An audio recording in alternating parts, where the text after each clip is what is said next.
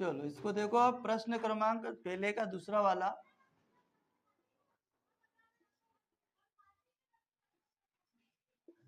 दिया है, मैं समीकरण दे रखा अपने पास में, 3x² माइनस 4 करनी 3x प्लस 4 बराबर 0। समीकरण नंबर 1 नाम दे दो इसको सबसे पहले। समीकरण 1 की मानक समीकरण ax² plus bx plus c बराबर 0 से तुलना करने पर, तुलना करेंगे तब ए का जो पहला पद है ये, तो इस x के गुणांक में कितना भाई यहाँ पे 3 है, तो a की वैल्यू कितनी आ जाएगी आपकी 3। b की वैल्यू कितनी आ जाएगी, ये माइनस 4 करनी 3 भी तो आएगा, पूरा पद आएगा कि x के गुणांक की जो संख्या सब। फिर c, और c की वैल्यू आपकी आ जाएगी प्लस 4। प्रश्न अनुसार तुलना करने के बाद ऐसा लिखो, प्रश्न अनुसार सूत्र वही लगेगा, b का वर्ग माइनस 4ac बराबर 0। b की वैल्यू कितनी भैया, माइनस 4 करनी 3 है, तो इसको लिखो यहाँ पे माइनस 4 करनी 3, इस पूरे की घात 2 माइनस 4। a का मान रहेगा आपके पास में 3, c का मान है आपके पास 4 बराबर 0। अब ये माइनस 4 करनी 3 की घात 2, मतलब इसको क्या करेंगे, 2 बार लिख के अपन क्या करेंगे, गुणा करेंगे। तो माइनस 4 करनी 3 की घात कितनी है, 2 है। इसको 2 बार लिखो, तो इसको लिखो माइनस 4 करनी 3 गुणित माइनस 4 करनी 3। माइनस 4 का माइनस 4 में गुणा करो तो माइनस माइनस प्लस 4 चौक 16। और हमको पता है कि करनी का करनी में जब गुणा होता है तो करनी से करनी कैंसिल होती है ना, तो कितना आ जाएगा 3। तो 16 16 16 32, 16 कितना हो जाएगा आपका 48। तो यहाँ पे कितना आ जाएगा आपका 48। क्लियर हो गई बात, कोई दिक्कत है क्या यहाँ पे, क्लियर है, ठीक है। माइनस 4 तिया 12, 12 12 12 दूनी 24, 12 तिया 36, 12 चौक, तो यहाँ पे भी कितना आ जाएगा 48 बराबर 0। तो 48 माइनस के 48 प्लस के दोनों क्या हो गए भैया, कैंसिल हो गए। तो ये हो गया इधर भी 0 और इधर भी 0। तो मूल कैसे आए इसके, मूल कैसे आए, बराबर हो गए भाई, प्लस क्या आए और वास्तविक आए और दोनों क्या हो गए बराबर हो गए, 0 के बराबर 0 आ गया। तो मूल कैसे है, अतः इस समीकरण के मूल वास्तविक और बराबर होंगे। समझ में आई बात, मूल कैसे होंगे, वास्तविक होंगे और बराबर होंगे। कोई दिक्कत है क्या इसमें, क्लियर, नोट कर लो इसको भी। ये क्वेश्चन क्रमांक पहले का तीसरा क्वेश्चन है, इसमें भी अपने को ये करना है, मूल निकालना है। सबसे पहले अपने समीकरण दिया गया है, इसको अपने समीकरण 1 नाम दे दिया गया है। समीकरण 1 की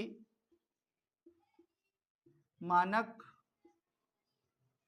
समीकरण ax² 2 plus bx plus c बराबर 0 से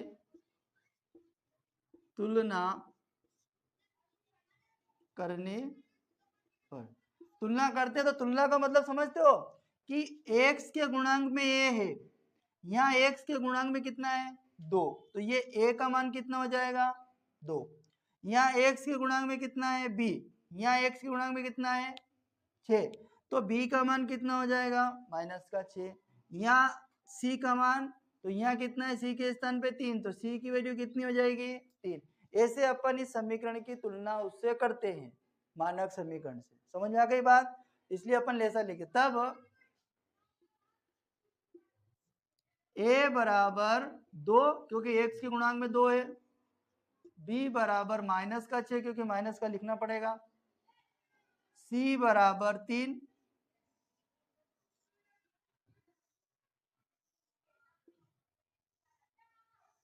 लिखो प्रश्न अनुसार, प्रश्न अनुसार सूत्र वही लगेगा भैया, b की घात 2 माइनस 4ac बराबर 0, b बराबर आपके पास माइनस 6 है तो माइनस 6 इसकी घात 2 माइनस 4 गुणित a की वैल्यू आपके पास 2 है, 2 रख दीजिए, c की वैल्यू आपके पास 3 है, 3 रख दीजिए, बराबर में 0 रख दीजिए। 6 की घात 2, ये माइनस का 6, माइनस 6 की घात 2, जब घात 2 होती है उसको 2 बार लिख के गुणा करते हैं तो minus 6 into minus 6 equal to 36, यानी माइनस 6 36, माइनस माइनस प्लस, तो ये हो जाएगा आपका माइनस का नहीं आएगा, प्लस का आएगा, प्लस का 36 माइनस ये हो जाएगा आपका 4 दूनी 8, 8 को 8, 8 दूनी 16, 8 तिया 24 बराबर 0। 36 में से 24 घटाएंगे तो 6 में से 4 घटेगा तो 2 बचेगा, 3 में से 2 घटेगा तो 1 बचेगा, तो अपने पास जो आंसर आएगा 12 बराबर 0। उस कंडीशन में अब यहाँ पे कंडीशन कौन सी लगी है, कंडीशन ये लगी है कि मूल जो है वो मूल कैसे है, वास्तविक है और 0 से बड़े हैं, अतः समीकरण के मूल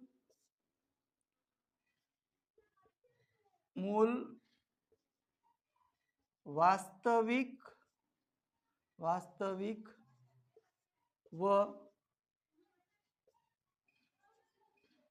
बड़े, 0 से या 0 से है ना, वास्तविक और बड़े होंगे ना, वास्तविक और 0 से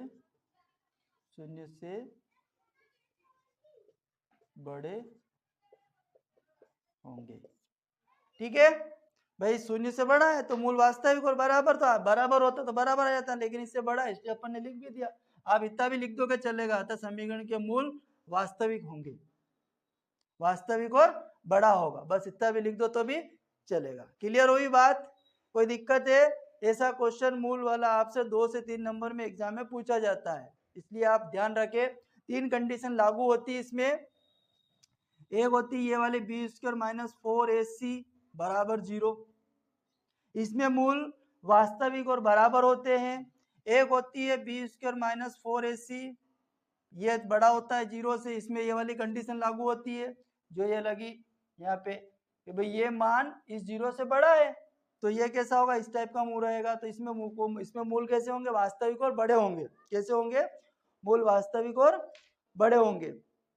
दूसरा होता है 2 भिन्न वास्तविक मूल होते हैं। तीसरी कंडीशन होती है कि बी स्क्वायर माइनस 4ac बराबर 0, इसमें कंडीशन क्या होती है कि इधर के जो मान होते हैं वो माइनस के आएंगे, कैसे आएंगे, -2 बच जाए और इधर 0 आ जाए, तो ये मूल क्या होता है, माइनस का होता है और 0 से छोटा होता है, इसलिए इसमें मूल अवास्तविक और छोटे या अवास्तविक होंगे।